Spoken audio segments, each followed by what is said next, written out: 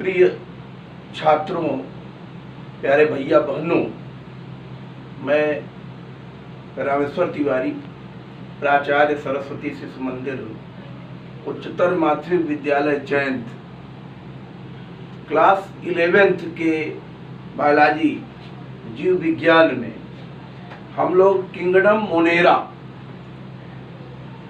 पढ़ रहे थे।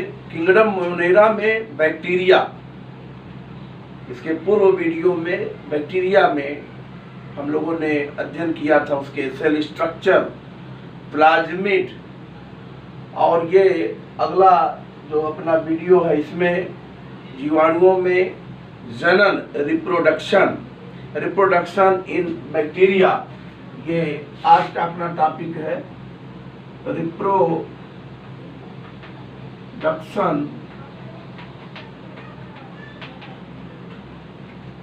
इन बैक्टीरिया।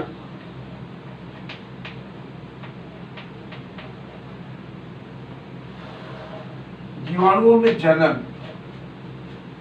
रिप्रोडक्शन इन बैक्टीरिया, जीवाणुओं में प्रजनन जो भी कहें। देखिए, रिप्रोडक्शन का मतलब जानते हैं कि प्रत्येक जीवधारी कोई भी हो अपने वंश को कायम रखने के लिए, कंटिन्यूटी को बनाए रखने के लिए अपने जैसी संतति को, ऑफस्प्रिंग को जन्म देता है। उसकी ये क्षमता रिप्रोडक्शन कहलाती है। री माने पुनः, प्रोडक्शन माने उत्पादन, अपने जैसा दोबारा पैदा करना। तो ये हर जीवधारी करता है। वो चाहता है कि मेरा जनरेशन चलता रहे, इसके लिए वो जनन करता है। और प्रत्येक जीवधारी में जनन की अपार क्षमता पाई जाती है। इनॉर्मस पावर ऑफ फर्टिलिटी, ऐसा डार्विन ने कहा है। ओवर प्रोडक्शन और इनॉर्मस पावर ऑफ फर्टिलिटी, जीवों में संतानोत्पत्ति की प्रचुर क्षमता होती है। तो बैक्टीरिया में तो प्रजनन की प्रचुर क्षमता है ही। बैक्टीरिया में रिप्रोडक्शन मुख्य रूप से अगर देखा जाए, वेजिटेटिव, एसेक्सुअल एंड सेक्सुअल, तीनों प्रकार से जनन होता है। वेजिटेटिव रिप्रोडक्शन, वर्धी जनन जिसको बोलते हैं, वेजिटेटिव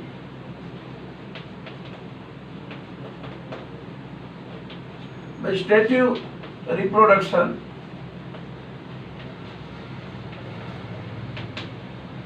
वर्धी जनन जिसको बोलते हैं, वर्धी जनन। तो वर्धी जनन कैसे होता है इसमें भैया? वर्धी जनन की जो प्रक्रिया होती है इसमें मुख्यतः जो विधियां हैं, फर्स्ट है binary fission, binary fission, FISSION fission, यानी जिसको बोल सकते हैं आप द्विविखंडन।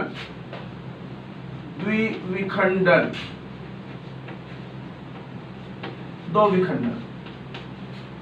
दूसरा है इसी में बाई बडिंग,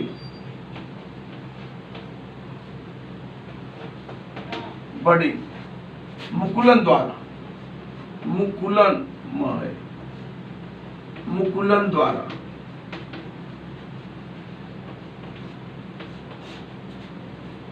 बाइनरी फिशन का मतलब ध्यान रखेंगे, इस प्रकार के जो प्रक्रिया होती है बहुत तेजी से होती है। सबसे ज्यादा बैक्टीरिया बाइनरी फिशन के द्वारा ही रिप्रोडक्शन करता है, अपनी संख्या बढ़ाता है बहुत तेजी से। 20 मिनट में लगभग, जो हम लोग सेल डिवीजन पढ़े होंगे तो वहां भी एक्सप्लेन किए होंगे कि बैक्टीरियल सेल जो होती है 20 मिनट में वो डिवाइड हो जाती है, विभाजित हो जाती है।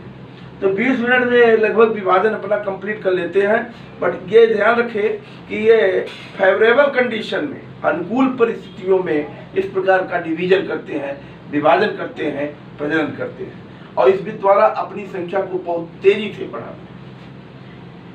तो यहाँ पर देखते होंगे कोई चीज खराब जब होने लगती है बैक्टीरिया में, उसके कारण है, तो वहाँ कितनी तेजी से वो अपना रिप्रोडक्शन करके अपनी संख्या को बढ़ा लेते हैं। बहुत तेजी से सड़ती है, एक आलू अभी सड़ने लगे, देखिए कितना तेजी से उसमें बैक्टीरिया जनन करे। तो यहाँ पर ध्यान रखेंगे, ये जो बाइनरी फिशन की प्रक्रिया में मुख्यतः जैसे बैक्टीरियल सेल है, ये बैक्टीरियल सेल हो गई। बैक्टीरियल सेल में बाहर जानते हैं आपकी सेल वॉल होती है, म्यूकोपेप्टाइड की बनी हुई स्ट्रक्चर मैं पढ़ा चुका हूँ। यहाँ पर उसका जो जेनेटिक मटेरियल है मेनतः किसका बना हुआ है? डीएनए का। सर्कुलर डीएनए जिसको आप न्यूक्लियाइड बोल देते हो, न्यूक्लियाइड ओनली डीएनए का बना होता है, ये जेनेटिक मटेरियल है उसका। तो ये विभाजित होता है, बाकी रचना दिखाने की आवश्यकता नहीं है।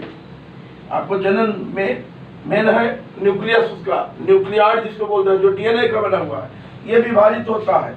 ये विभाजित होकर दो भागों में बंटने लगता है, और जब ये दो भागों में बंटता है, ध्यान रखेंगे, तो सेल वॉल भी बीच से जो है दो भागों में बंटने लगती है, ये रप्चर्ड होने लगती है।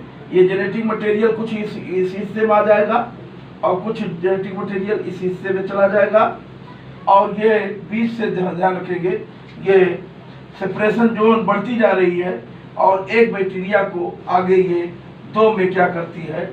डिवाइड कर देगी, विभाजित कर देगी। एक से दो जीवाणु बन जाएंगे। ये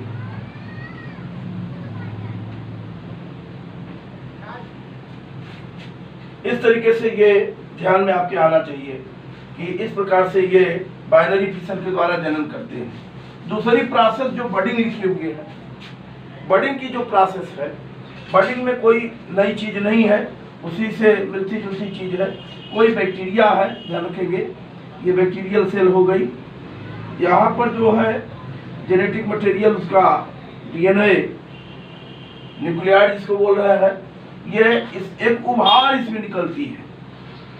उभार माने बर्ड जैसी रचना, ऐसा एक उभार निकलती है रचना, आउट ग्रोथ, और उसमें भी इसका जेनेटिक मटेरियल जो है वो चला जाता है, इसमें जाने लगता है, और अंत में ये बर्ड जैसी रचना, यही बर्ड है जो आउट ग्रोथ निकल रही है, और अंत में ये क्या होगी? एक बैक्टीरियल सेल ये है तो रहेगी, और दूसरी उससे अलग हो गई, छोटी बनी, बाद में भी अपने पूर्ण शेप को ले लेगी।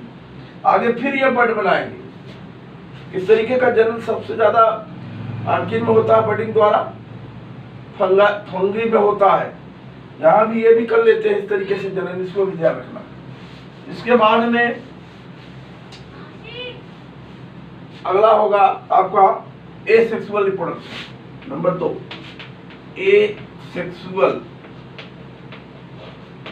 एसेक्सुअल रिप्रोडक्शन, अलैंगिक जनन।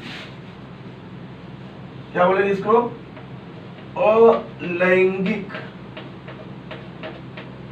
अलैंगिक प्रजनन, अलैंगिक जनन, एसेक्सुअल रिप्रोडक्शन। अलैंगिक जनन की जो प्रक्रिया होती है, ध्यान रखेंगे, इसमें मुख्यतः अगर देखा जाए तो बाई इंडोस्पोर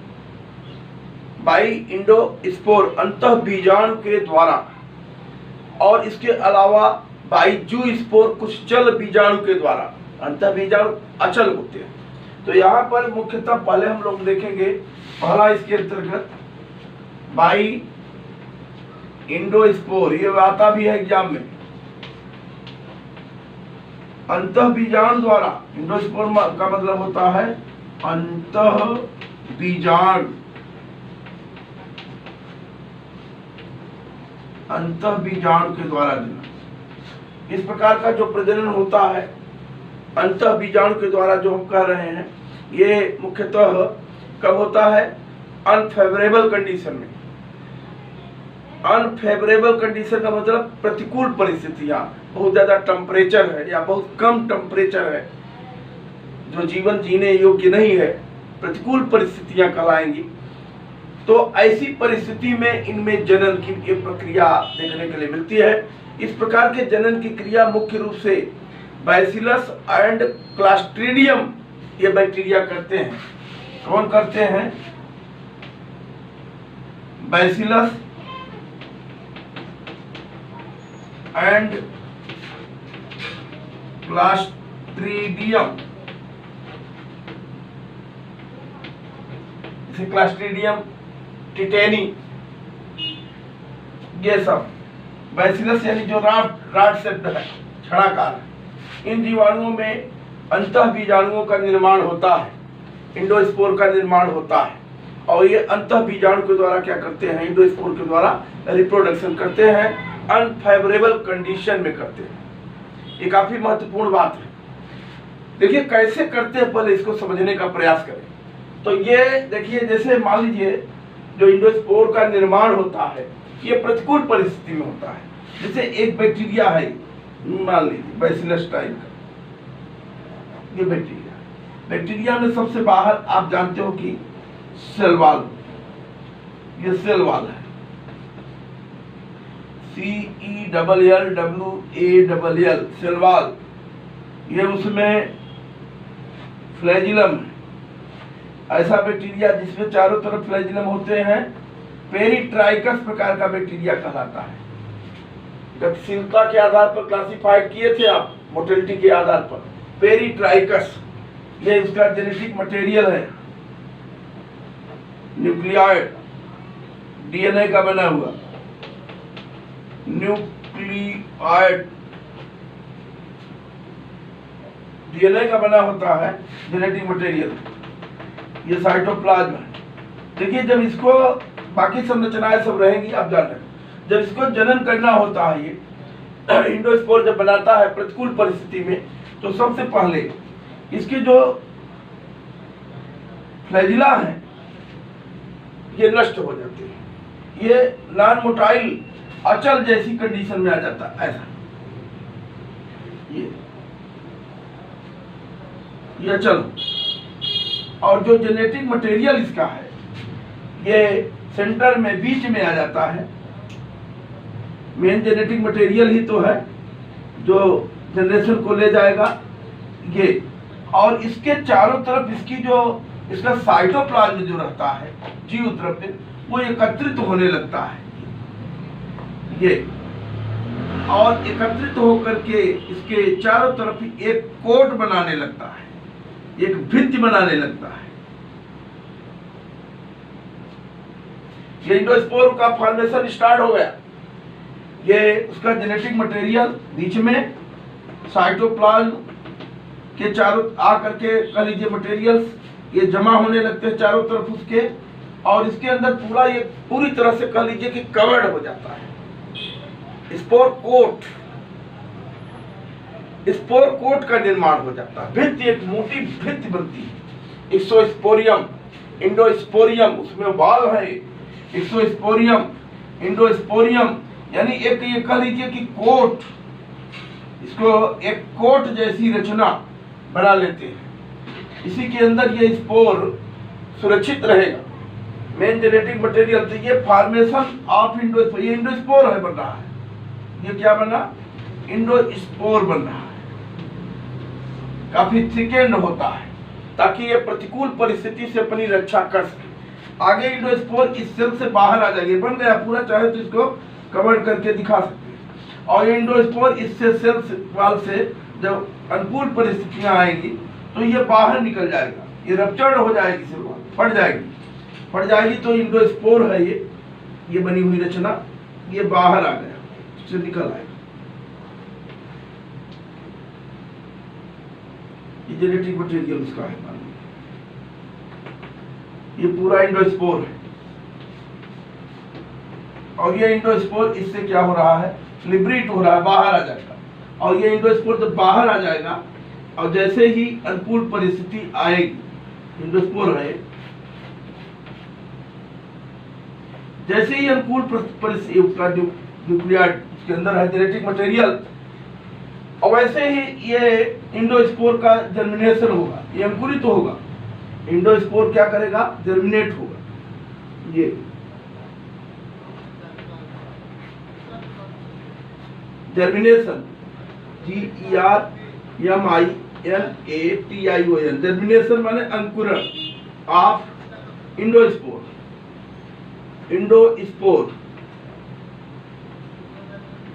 इंडोस्पोर का अंकुरण हो रहा है। एक यहां से इससे निकलेगी, ध्यान रखेंगे, जर्म ट्यूब, और ये अंत में एक न्यू बैक्टीरियल सेल को बनाएगी, नई जीवाणु की कोशिका उससे बनने लगी। ये उसमें जेनेटिक मटेरियल, ये बन रही है कैसी कोशिका, नई जीवाणु की कोशिका, न्यू बैक्टीरियल सेल, नई जीवाणु की कोशिका बनेगी और ये कोशिका आगे ध्यान रखेंगे चल करके ये कन्वर्ट हो जाएगी इसमें, जिसमें चारों तरफ कह लीजिए कि फ्लैजिला बन जाएगी। इस तरीके से ये अनुकूल परिस्थितियों में ये अपनी रक्षा करते हैं। क्या आपको लगता है प्रजनन है? बिल्कुल नहीं कह सकते इसको प्रजनन। प्रजनन का मतलब होता है अपनी संख्या में बढ़ोतरी करना, 1 से 2 बनना। यहाँ क्या बन रहा है? क्या एक जीवाणु वही है, उसी से देखिए ये उपाय अपने लिए कर रहा है बचने का, और वही बन जा रहा है, वही परिवर्तित हो रहा है, 1 से 1 ही संख्या। क्या संख्या बढ़ी? क्या नहीं बढ़ी। क्या इसको जनन कर सकते हैं? बिल्कुल नहीं कर सकते, बट इसको जनन की श्रेणी में पढ़ रहे हैं आप। एक साइंटिस्ट है, उसका नाम है, ध्यान रखेंगे, ड्यूबॉस, ड्यूबॉस, DUBOS, ड्यूबॉस, ड्यूबॉस जो भी कह लो। 1945 में 1945 में इसने इसको जो इंडोस्पोर के बनने की प्रक्रिया है, इस जनन को उसने क्या कहा? Reproduction without multiplication. मैं यहाँ लिख दे रहा हूँ, रिप्रोडक्शन विदाउट मल्टीप्लिकेशन, मल्टीप्लिकेशन। ये बहुत महत्वपूर्ण बात है, ध्यान देना। यानी रिप्रोडक्शन विदाउट मल्टीप्लिकेशन, गुणन के बिना जनन, गुणन के बिना, गुणन मतलब संख्या में बढ़ोतरी, गुणन के बिना प्रजनन। ये काफी महत्वपूर्ण है, इसको आप ध्यान रखिएगा। ये कई बार आ जाता है एग्जाम में कि जीवाणु में अंतः बीजाणु का निर्माण कैसे होता है, इंडोस्पोर का निर्माण कैसे होता है, किस प्रकार से ये प्रजनन करते हैं, इसको याद रखिए। दूसरी बात, बाइजोस्पोर, पहला था बाइंडोस्पोर, कुछ में बाइजोस्पोर, जूस्पोर के द्वारा भी प्रजनन की प्रक्रिया होती है। जूस्पोर माने चल बीजाणु, मोटाइल बनते हैं जो स्पोर, जिनके द्वारा ये बैक्टीरिया प्रजनन करते हैं। जैसे अगर देखें तो राइजोबियम ऐसा कर लेता है, तो बाई जूस्पोर भी कह सकते हो, जूस्पोर चल बीजाणु बनते हैं, चल बीजाणु द्वारा। किसमें होता है? एग्जाम्पल कहाँ देंगे आप? राइजोबियम में। राइजोबियम फेमस नाम है, राइजोबियम लेग्यूमिनोसम। ये जो लेग्यूम दाल वाली जो फसलें हैं, चना मटर अरहर, इनकी जड़ों में पाया जाता है और ये नाइट्रोजन का फिक्सेशन करता है। ये दीज आर सिम्बायोटिक बैक्टीरिया, सहजीवी जीवाणु है, इसको याद रखना। तो यहाँ पर कोई डायग्राम बहुत बनाने की नहीं है। जो स्पोर बनेंगे वो चल होंगे, यानी उनमें प्रचलन करने के लिए फ्लैजिला या सिलिया प्रेजेंट होगा। इसके बाद हम लोग देखेंगे सेक्सुअल रिप्रोडक्शन।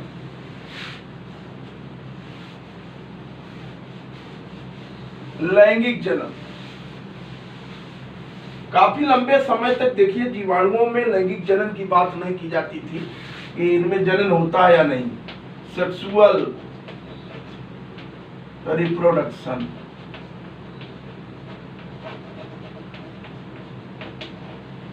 लैंगिक जनन, लैंगिक जनन।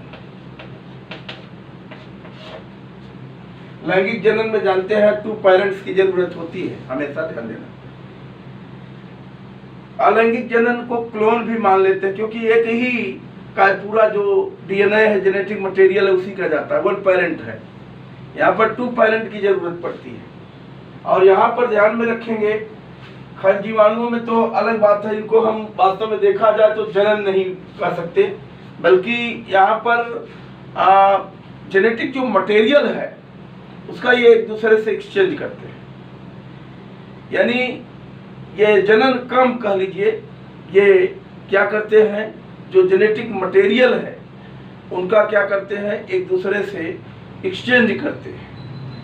तो यहाँ काफी महत्वपूर्ण ये प्रोसेस है। रिकॉम्बिनेशन देखेंगे, इनमें कैसे प्रक्रियाएं संपन्न कराते हैं, किस तरीके से ये जेनेटिक मटेरियल का एक दूसरे से आदान प्रदान करते हैं, लेन देन करते हैं। हालांकि जनन की प्रक्रिया उनको हम लैंगिक जनन के रूप में यहाँ पर अध्ययन करेंगे। तो सेक्सुअल रिप्रोडक्शन में मुख्यतः बैक्टीरिया 3 प्रकार से करता है, by conjugation, by transformation and by transduction. First है बाई कंजुगेशन, कंजुगेशन हिंदी में बोलते हैं संयुग्मन द्वारा, संयुग्मन, संयुग्मन द्वारा लगा लेंगे, बाई लिखा हुआ है तो द्वारा। संयुग्मन द्वारा कैसे होता है? संयुग्मन द्वारा जनन की जो प्रक्रिया है काफी महत्वपूर्ण है। सबसे पहले लेडरबर्ग और टैटम साइंटिस्ट हैं। लेडरबर्ग और टैटम, लेडरबर्ग एंड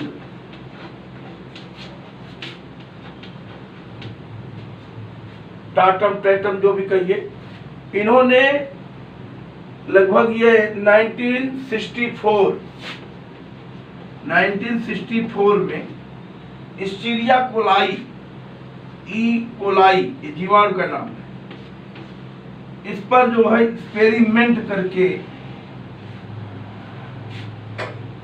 लैंगिक जनन के बारे में जानकारी दी। वास्तव में जेनेटिक रिकॉम्बिनेशन की प्रोसेस, आनुवंशिक पुनर्योजन, बट इसको रिप्रोडक्शन करके हम लोग पढ़ रहे हैं। जेनेटिक मटेरियल का एक दूसरे से एक्सचेंज करना। इस्टीरिया कोलाई जीवाणु में सबसे पहले लेडरबर्ग और टैटम ये साइंटिस्ट हैं, इन्होंने कह दीजिए कि लैंगिक जनन की खोज की। कैसे करते हैं ये?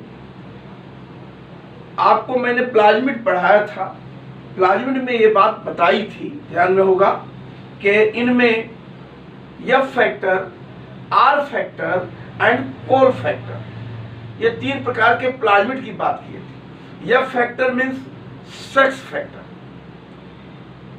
जो लैंगिक जनन कराता है जीवाणु। जिन जीवाणुओं में पाया जाता है वो क्या करते हैं? सेक्सुअल रिप्रोडक्शन को ये क्या करते हैं? प्रमोट करते हैं।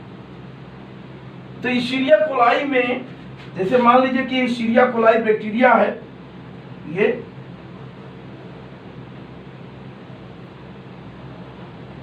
ई कोलाई, इस्टीरिया कोलाई, इसमें जो जेनेटिक मटेरियल है मेन तो पाया ही जाता है, जानते हैं ये रहेगा ही मेन क्रोमोसोम। इसके अलावा बताए थे आपको कि डीएनए के बने हुए जेनेटिक मटेरियल उससे छोटा ये कुछ अलग से पाया जाता है, जिसको हम लोग प्लाज्मिड कहते थे। ये लैंगिक जनन में चूंकि भाग ले रहा है, इसको बोलते हैं एफ फैक्टर, और जिनमें पाया जाएगा वो कहलाएगा एफ पॉजिटिव। इसको क्या बोलेंगे? F positive. These are donor cell, ये दाता है, और ये मेल से इसका कंपैरिजन करते हैं।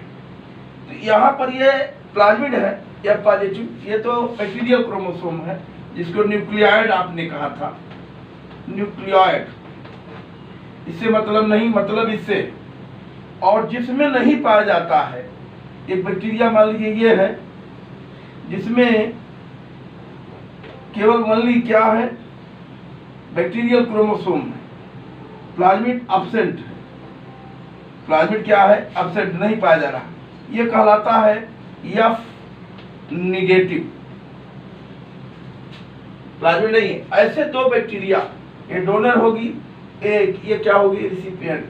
ये ग्रहण करेगी और ये दाता है, इसके पास देने के लिए है। यही जेनेटिक मटेरियल तो देना चाहता है इसको, इसी के लिए तो ये एक दूसरे के पास आते हैं, संपर्क में आते हैं, और डोनर के द्वारा ही एक बीच में कंजुगेशन ट्यूब बनती है। ऐसी ये बीच में एक, इसमें ध्यान रखेंगे, प्रोजेक्शन निकलता है, उभार, जिससे ये दोनों अटैच्ड होंगे। ये दूसरी कोशिका है,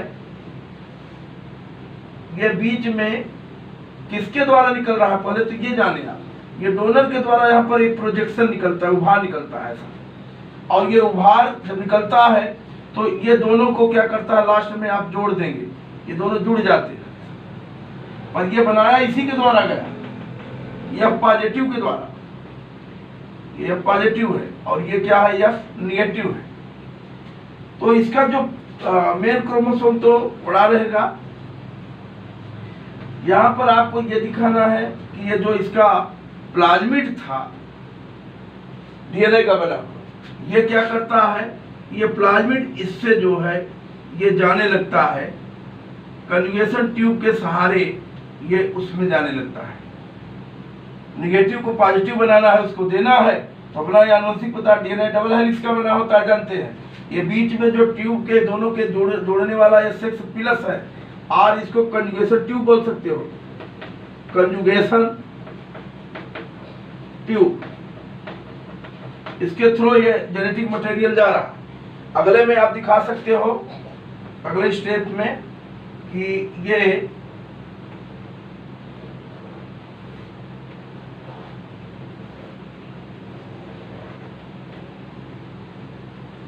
ये मेन क्रोमोसोम,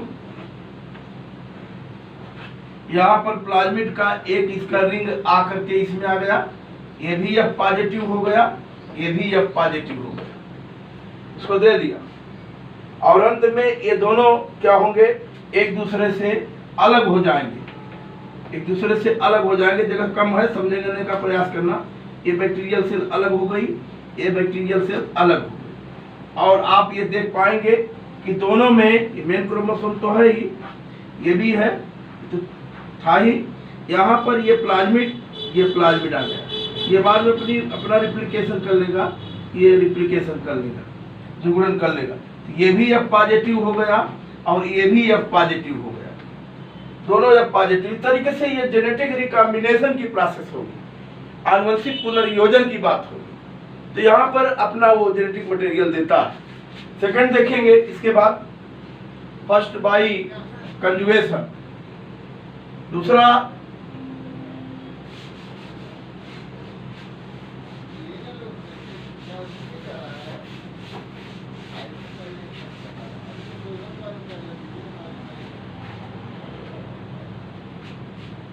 एक प्रक्रिया इसके अंतर्गत बाई ट्रांसफॉर्मेशन।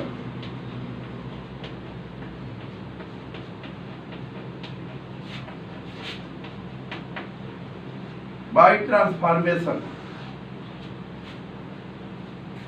रूपांतरण।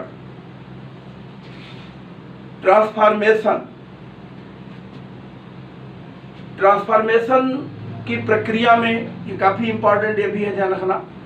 सबसे पहले ग्रिफिथ नाम का साइंटिस्ट है, ग्रिफिथ, GRIFFITH, ग्रिफिथ इसने किया था। और ये ग्रिफिथ ने 1928 में इसकी खोज की थी।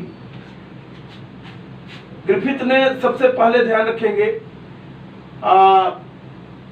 मुख्य रूप से जो बैक्टीरिया है डिप्लोकोकस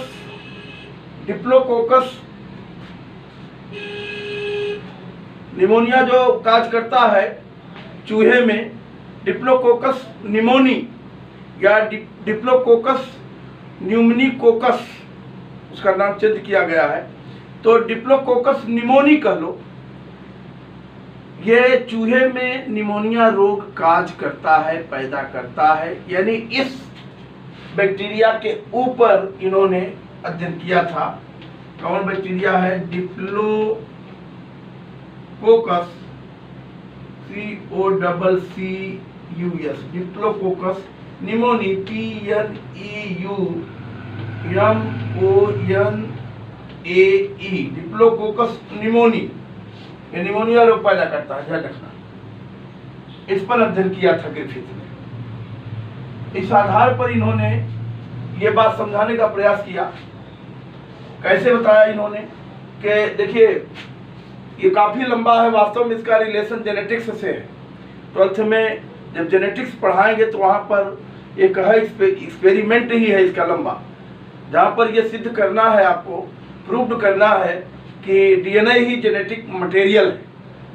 वहाँ पर ये काफ़ी लंबा चलेगा, बट यहाँ पर ये ध्यान दे लें जितने से काम आपका चलेगा कि ग्रिफिथ ने डिप्लोकोकस निमोनी में ट्रांसफॉर्मेशन की खोज की। डिप्लोकोकस जो निमोनी बैक्टीरिया है, देखिए इसको मिटा रहे हैं क्योंकि डायग्राम बनाना है। ये जो डिप्लोकोकस निमोनी है ये दो प्रकार के होते हैं। एक होता है, ध्यान रखेंगे, कैप्सुलेटेड, जिसके चारों तरफ कैप्सूल पाई जाती है, और एक होता है नॉन कैप्सुलेटेड, जिसके चारों तरफ कैप्सूल नहीं पाई जाती। ये दो जीवाणु बने हैं, एक की चारों तरफ कैप्सूल पाई जाती है। देखिए उसको दो परतों में हम दिखा दे रहे हैं, इसके दो लेयर दिखा रहे हैं ताकि आपको स्पष्ट दिखाई पड़े, और इसमें एक ही लेयर दिखाए हैं।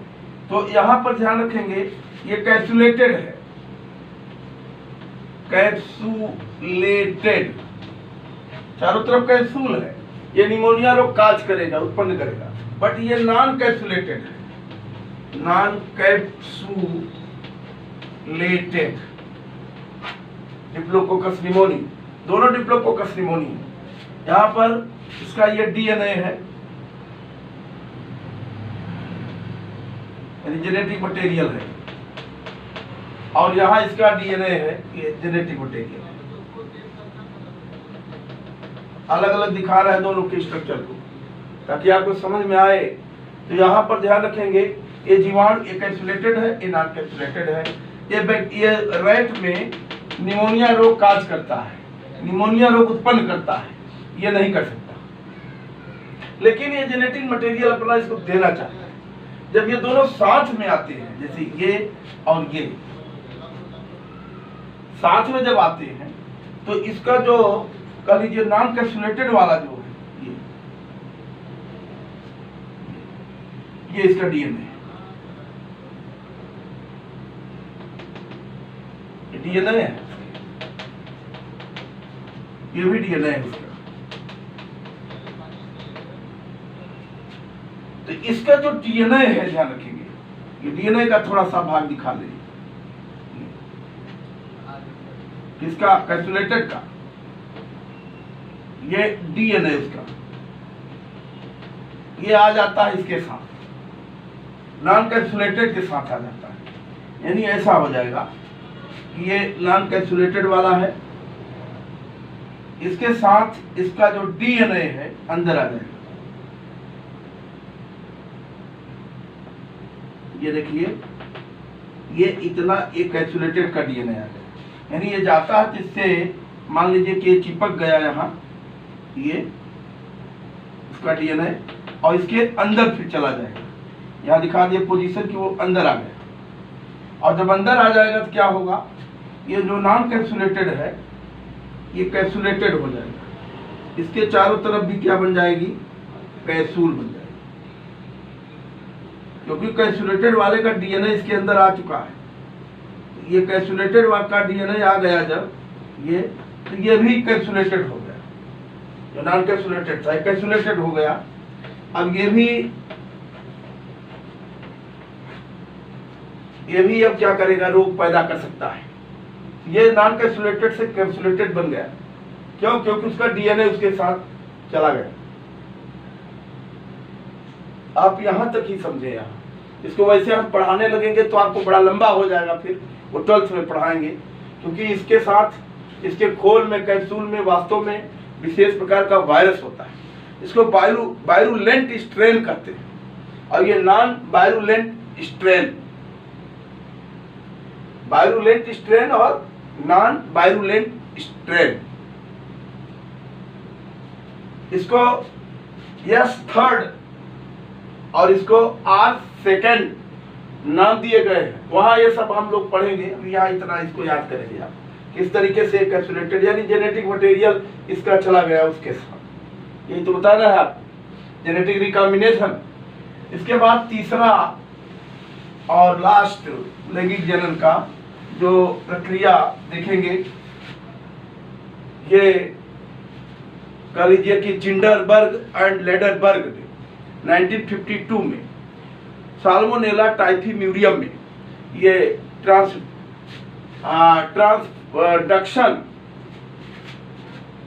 थर्ड है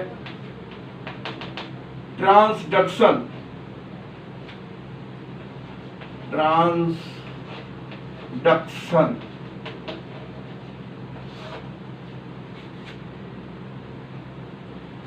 किसमें ये एक्सपेरिमेंट किसने किया?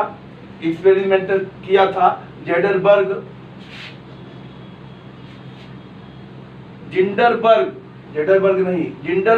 एंड लेडरबर्ग, ऐसा कहिए, Zinderberg and Lederberg,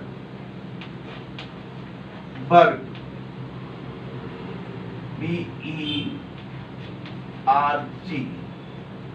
जिंडरबर्ग and Lederberg, ये साइंटिस्ट हैं। इन्होंने 1952 में किस पर एक्सपेरिमेंट करके किया था? साल्मोनेला टाइफीम्यूरियम में, साल्मोनेला टाइफीम्यूरियम,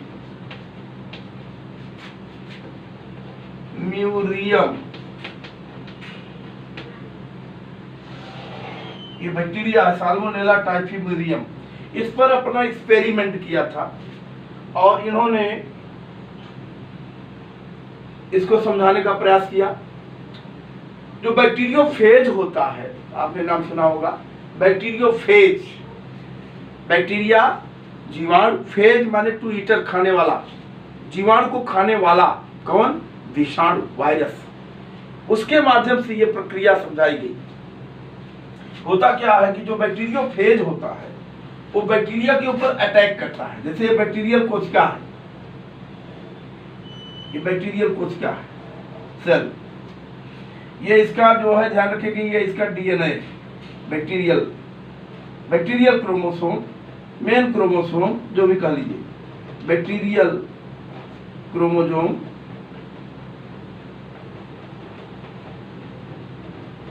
और इसके ऊपर अटैक करता है कौन? बैक्टीरियोफेज, जीवाणु भोजी, वायरस है एक प्रकार का। ये आता है, अटैक करता है, तो आकर के सबसे पहले ये बैक्टीरिया की कोशिका भित्ति से जुड़ जाता है। ये इसका डीएनए है। बैक्टीरियोफेज ना पढ़े होंगे तो आगे पढ़ने के लिए मिल जाएगा। ये बैक्टीरियोफेज है,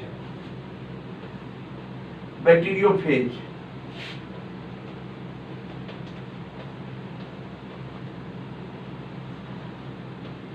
बैक्टीरियोफेज गंगा जल में पाए जाते हैं, इसीलिए गंगा जल जो है प्रदूषित नहीं होता, क्योंकि वहां जीवाणु जो सड़ाने गलाने की प्रक्रिया करते हैं तो ये जीवाणु को खा जाते हैं।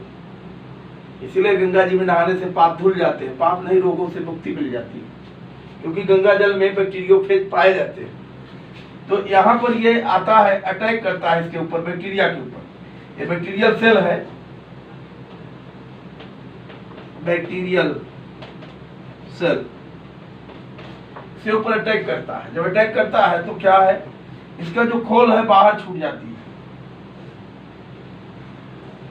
इसकी जो खोल है ये बाहर ही छूट जाएगी, कैप्सिड जिसको बोलते हैं, खोल को इसके क्या बोलते हैं? कैप्सिड। ये कैप्सिड जो है बाहर ही छूट जाती है और यहाँ पर कुछ एंजाइम से क्रिएट करता है, तो इसका जो डीएनए था ये आ जाता है बैक्टीरिया कोशिका के अंदर।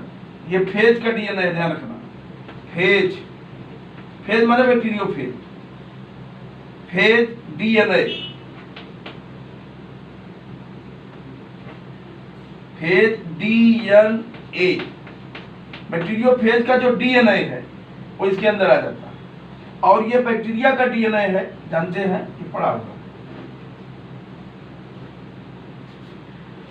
अब यहाँ पर ये बैक्टीरिया कोशिका के अंदर आकर के अपना गुणन करता है, मल्टीप्लिकेशन करता है। आप जानते हो वायरस लिविंग सेल्स के कांटेक्ट में आने पर ही उसमें जीवन के जो कैरेक्टर हैं वो उत्पन्न होते हैं। वो प्रजनन कर सकता है, वो ग्रोथ कर सकता है, लेकिन लिविंग सेल से बाहर कर देंगे तो कुछ नहीं कर सकता, पड़ा रहेगा चुपचाप, नॉन लिविंग की तरह। तो यहाँ पर कैप्सिड बाहर छूट गई थी, वो नष्ट हो जाएगी और इसका जो डीएनए है, इसके बैक्टीरिया के डीएनए को तोड़ देता है, बैक्टीरियल डीएनए जैसे, इससे आकर के वो अटैच्ड होगा इसका और इससे जुड़ा, तो अब आगे जब विखंडन करेगा, दोनों जुड़ गए, ये विखंडन करेगा उसका भी कर देगा।